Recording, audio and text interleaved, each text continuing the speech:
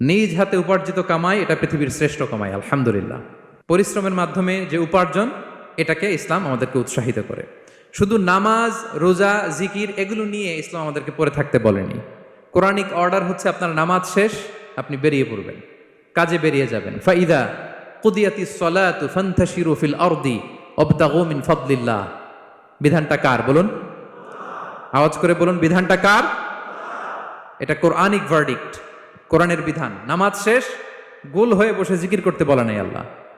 আল্লাহ বলেছে ফান্তাশিরু ফিল আরদ ওয়াবতাগু মিন ফাদলিল্লাহ, জমিনে ছড়িয়ে পড়ো, আল্লাহ রিজিক তালাশ করো। নামাজ শেষ, বেরিয়ে যাবেন। কৃষক চলে যাবে মাঠে, শ্রমজীবী চলে যাবে ফ্যাক্টরিতে, শিক্ষকরা চলে যাবে তাদের শিক্ষা প্রতিষ্ঠানে, কর্পোরেট ওয়ার্ল্ডের লোকেরা চলে যাবে তাদের প্রতিষ্ঠানে।